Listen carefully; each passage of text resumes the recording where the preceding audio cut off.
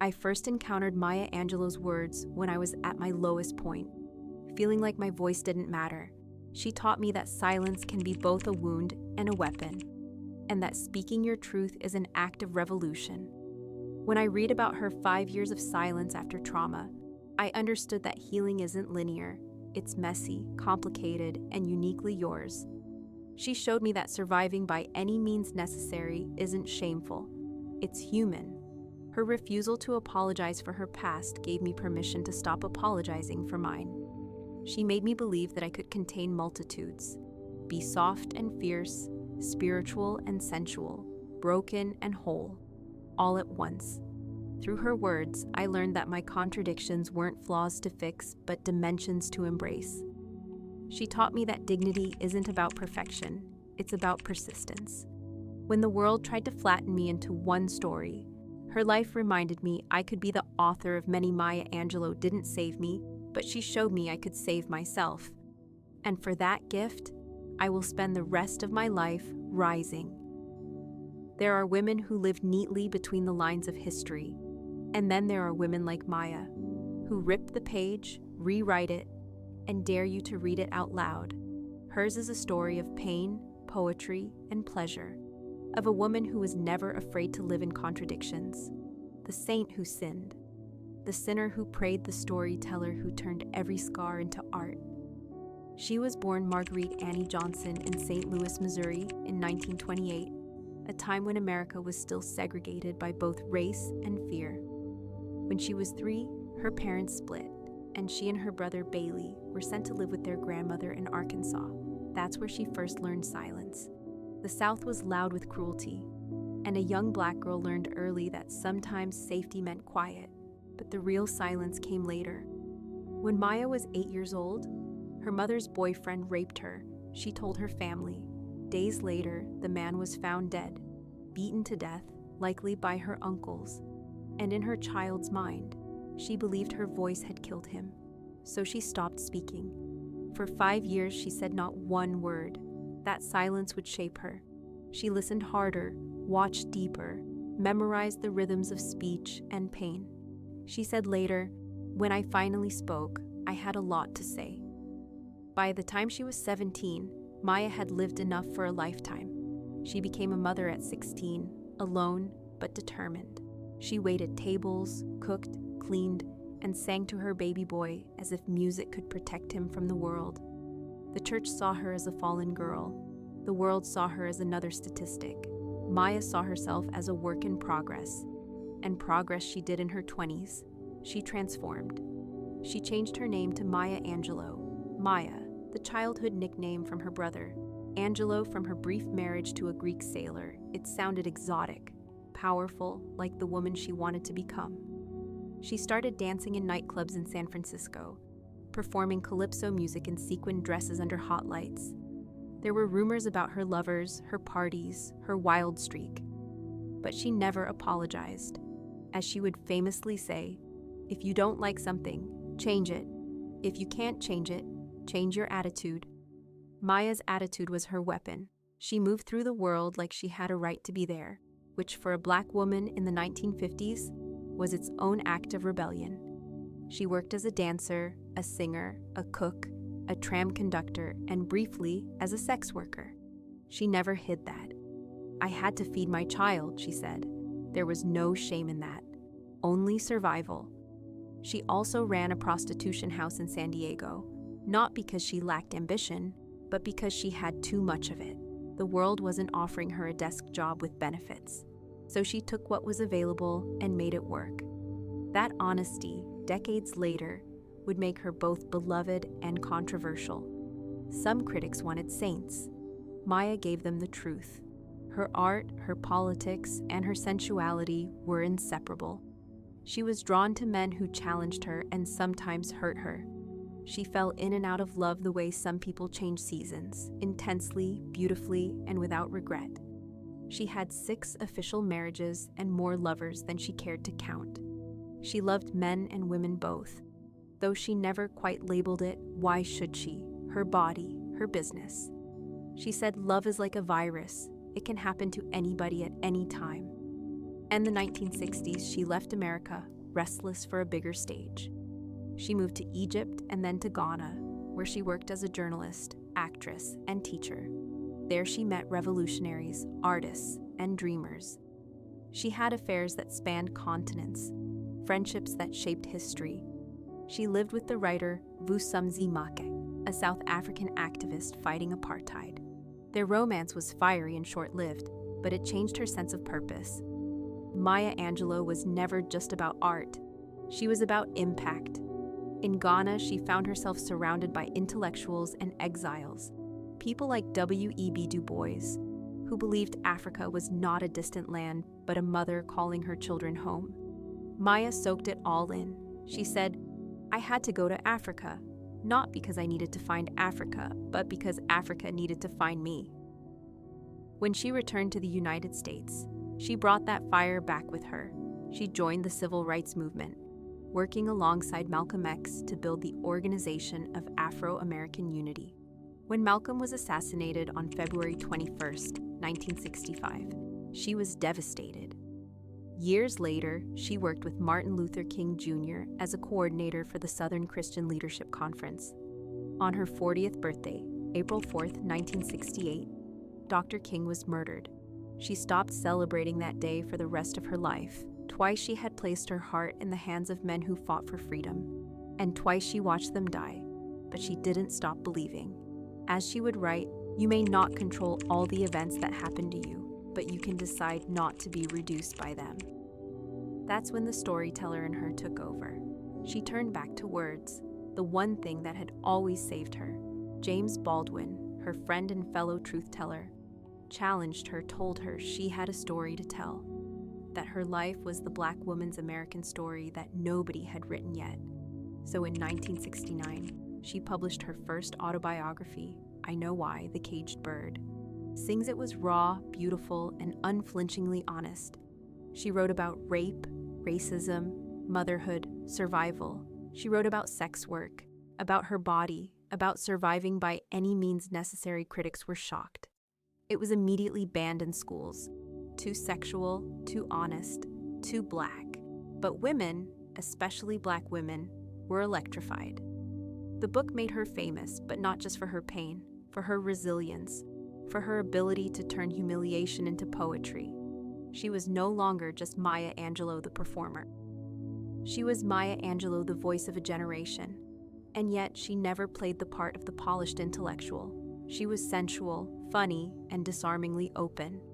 She talked about sex, about loneliness, about the hunger for love. She didn't hide her contradictions. She danced with them. People called her a saint for her grace, but she reminded them she had lived like a sinner too. "I've been a sinner, a preacher, a prostitute, a singer," she said, "and I am all of those things." That was her genius. She didn't edit herself for the comfort of others. She went on to write 6 more autobiographies, poetry collections, essays. She acted in films and directed them. She spoke at universities, though she never earned a degree, eventually collecting over 50 honorary doctorates. She filled auditoriums and charged hefty fees. And why not? White men had been getting paid for their words forever. As she aged, she became something like royalty when she spoke. The world leaned in. Her voice, deep, deliberate, almost hypnotic, made every word sound eternal. But behind the wisdom was a woman who had fought for her dignity every single day. She loved perfume, long dresses, good food, and good wine. She believed in ritual. She insisted on being called Dr. Angelou, even by friends. If you came to her house, you stood when she entered the room. She would look at you, smile, and say, "You are welcome here. Now, tell me who you are." People left her table changed. Some called her pretentious, but pretension is what people call it, when those who were meant to serve start to expect service. When the woman who stripped to feed her son starts dining at 5-star restaurants. When the girl silenced by trauma becomes the voice of a generation. Maya Angelou believed in both God and pleasure.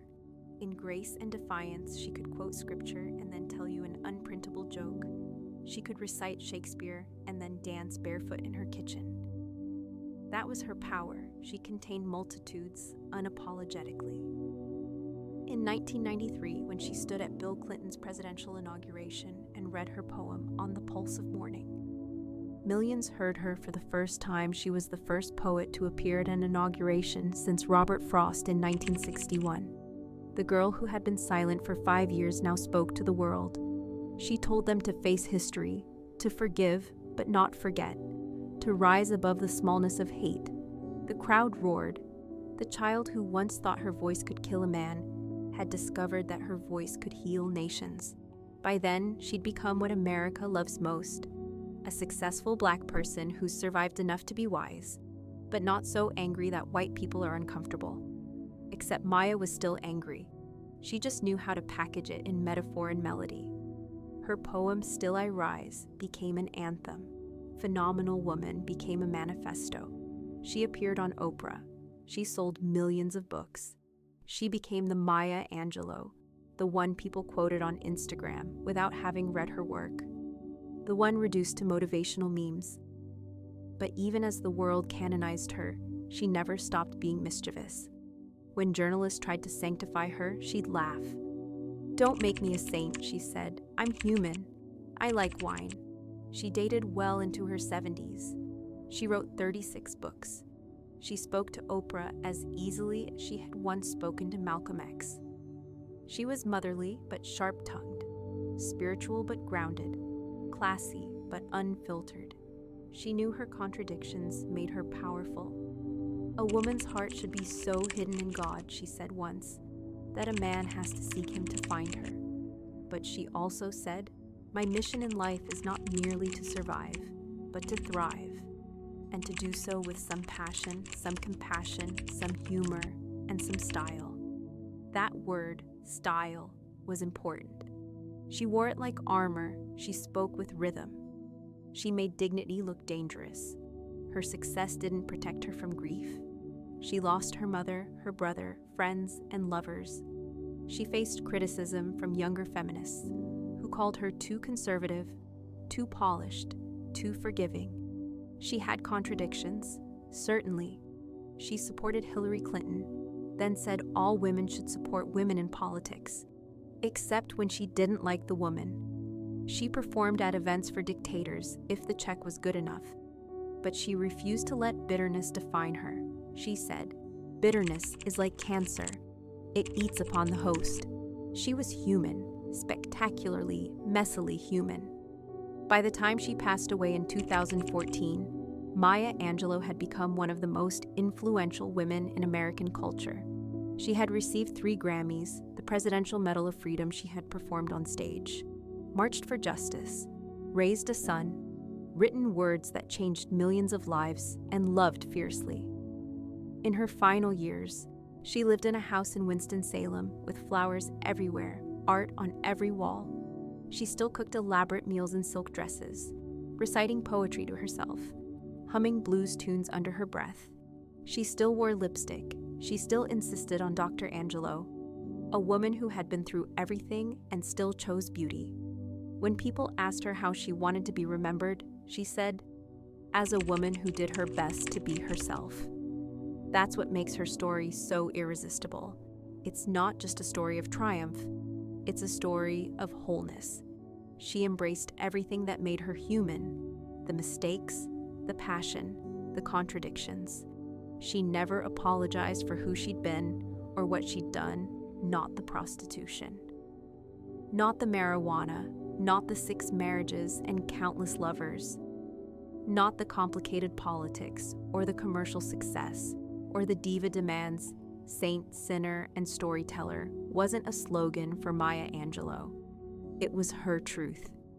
She could be the woman who danced in sequins, who slept with revolutionaries, who quoted the Bible, and who recited poetry at a presidential inauguration, all in one lifetime. She was both a warning and an invitation. This is what happens when a woman refuses to be small. She once said, "You may encounter many defeats, but you must not be defeated." And that was her life, a mosaic of defeats turned into masterpieces. She did what she wanted to do, and she did it how she wanted to do it.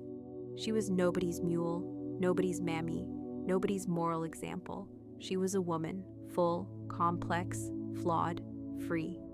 She survived rape and racism, poverty and pain. And she didn't just survive, she danced.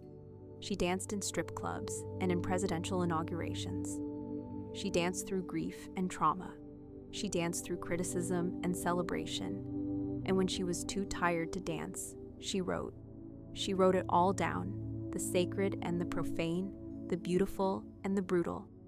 Because that's what artists do. We take the life we're given, with all its contradictions and complications, and we make it into something true. Her voice still echoes every time a woman tells her story, every time a survivor speaks, every time someone chooses authenticity over approval. Maya lives again, not as a saint, not as a sinner, but as the eternal storyteller who showed us that being a woman is not about perfection. It's about persistence. So yes, Maya Angelou was a saint. She offered wisdom, comfort, hope to millions. She spoke truth to power. She championed the marginalized. And yes, Maya Angelou was a sinner. By every conventional measure of her time, she lived outside the lines. She broke rules, challenged norms, refused respectability. But most importantly, Maya Angelou was a storyteller. And the story she told was this: you can be broken and still rise. You can be imperfect and still be powerful. You can survive by any means necessary and still become extraordinary. The world will try to flatten you into a symbol, a saint, a single story. But you, phenomenal, complicated, contradictory you, are always more than that. Maya Angelou didn't just rise. She sang. She lived like a poem, dangerous, beautiful, and true. And in that, she became what every great woman secretly is. Her own revolution. She was. We are. Still, we rise. And that was the story of Maya Angelou. A woman who lived every version of herself and never apologized for any of them. If you believe that history belongs not just to kings and generals, but to women who dared to live out loud, then you're in the right place. This is History on High Heels, where we walk through the past in style, one unforgettable woman at a time. Subscribe, stay curious, and remember, the stories we tell about women are the stories we tell about power,